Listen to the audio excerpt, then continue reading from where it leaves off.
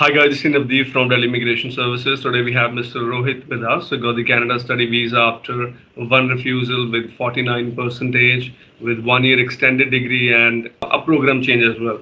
So, Mr. Rohith, many congratulations to you, sir. First of all, for the approval. Very happy that it happened eventually. How's you doing today? I'm doing great, sir. How are you? I'm doing great, thank you. Can you take us through your academic background and your experience as well? You worked as well. Can you take us through that first? Yes, so I did my engineering in electronics and communication in the year 2018. I mean, I finished it in 2018. It was extended degree by 1 year.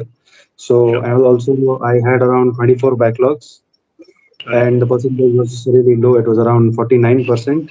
So Right. that was my educational background.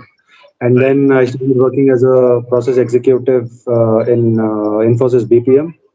Right. So I worked there for a year, and further I joined Amazon as a content reviewer, and then I got promoted, and it was a very good journey in Amazon as well. So Right. after 3 years, last year in around July, I had applied for the Canada student visa. I chose Supply business chain. information. Sorry, Yeah, sorry, business analyst. Yeah, yeah, got it.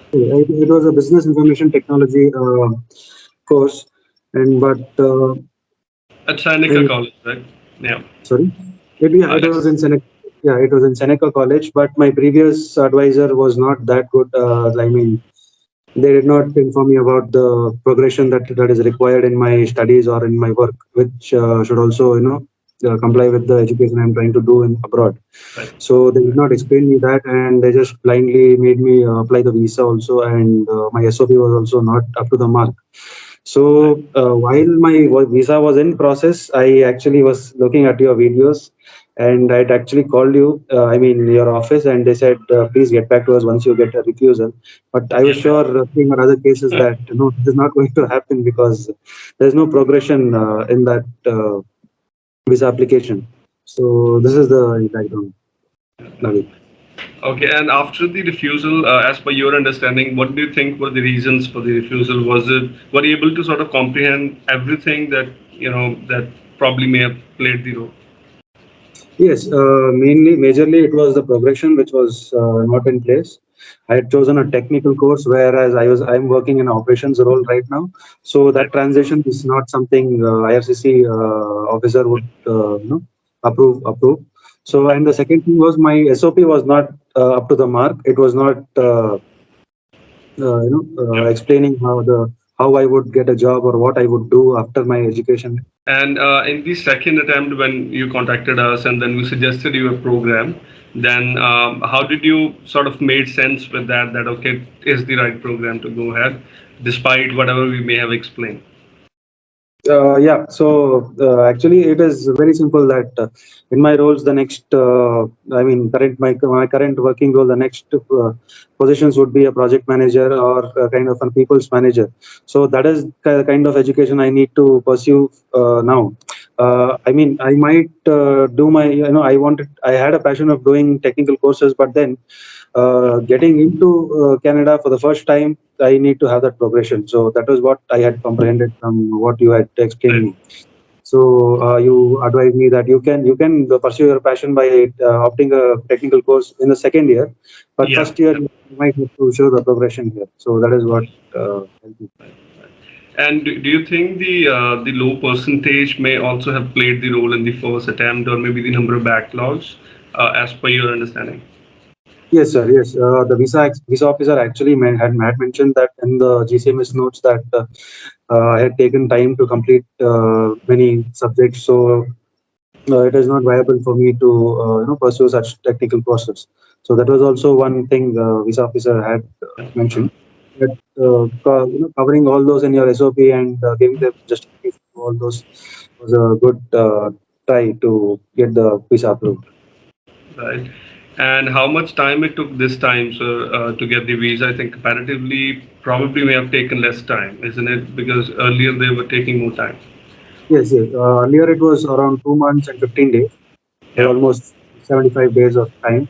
This Yeah. time, right after 20th day, I got my pre-medical request, And there was an issue with the medicals because I went to the to my re-medicals. I gave them my medical, but then there was some issue with the server. So after 10 days, it got uploaded. The day it got uploaded, it got registered on the visa application, and 2-3 days later, I got my details. So it was very fast. Right, and I remember when you shared the medical request letter, and I think we discussed that that if you have received the medical request, it is almost 100% that you would now get the PPR. And how was your reaction after that, and how was your reaction after looking at the PPR on the GCK portal? So how did you react to that? So I was very paranoid because I thought I won't get much time to go to get the visa stamped, etc. So once the visa medical request came, I almost every 3 days I used to go to the medical center to ask if it is submitted or not. And then when you said okay, so if they've asked you for a medical, then obviously they might want to give you the visa. That is why they have asked you for a medical, or else they would reject it. So I felt that was a logical statement, and then I had trust in you and your work. So still, I was not sure that I would get the visa.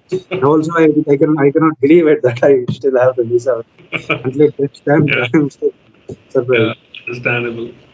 Understandable. And what do you think this time we have done differently? You mentioned about the SOP that previously it was way. So what do you think we have done differently this time that these officer with same profile, same backlogs have become satisfied and have given the visa? The way how you presented my profile in front of the officer is what has changed, I believe, and that is the main thing when it comes to getting the visa approved. So I think you have done a very good job. Yeah, yeah. Thank you very much. And any piece of advice for the other applicants who are having similar profile, high number of backlogs, maybe having extended degree, maybe. So anything from your learnings that if they're preparing on their own also, so they can keep in mind and they can give the best shot possible. Yes, so the key takeaways are like please look at your progression while you're putting your visa. Do not choose vague courses, and progression is a must. And the next is how you present yourself on the SOP is the main thing, and you have to explain each and every part of your journey there. So which should convince the visa officer that okay, you are just coming here for studies and not for my immigration purposes. Though you might want to do it in the later stage, but as you are applying for a study visa, the purpose should say the same. So that Right. is All right. All right. Thank you very much. And just to reiterate that you are going for project management at Canadore College yes. after the profile. And I wish you great luck, sir, further for your life in Canada. All the very best for that. And in case of any more questions as well, traveling, feel free to get in touch. We are here to help you out. But I'm very happy that eventually it happened. So thanks to God that because of the complications, we were hopeful at the same time, but we were also expecting that it should happen. That was the feel that we had. So thinking that we had. So all the very best, sir. I'm very happy eventually that you had the last So laugh. I just have one thing to say. One thing to say. I just have one thing to say. So when I took my first, I actually given my IELTS twice. So first time I applied for Australia, and I couldn't go because of the high education cost. Second time also I took my IELTS. The very next day my IELTS results came.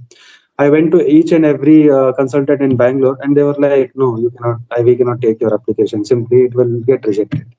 So they didn't even take my application. So later one person took, and the same what happened I explained in the talk. And the but yeah, I mean such complicated cases, I think it is better to reach up to you. All right. Thank you very much. And again, many congratulations. Very happy eventually it happened. Thanks to God, you had your destiny. Had something to do in Canada, so now you got the opportunity. So all the very best. Sir. All the very best, and stay in touch. We are here to help in case of anything. Sure, sir. Thank you. Take care. Thank you for taking time. Thank you. Bye. Sure, sir. Take care. Take care.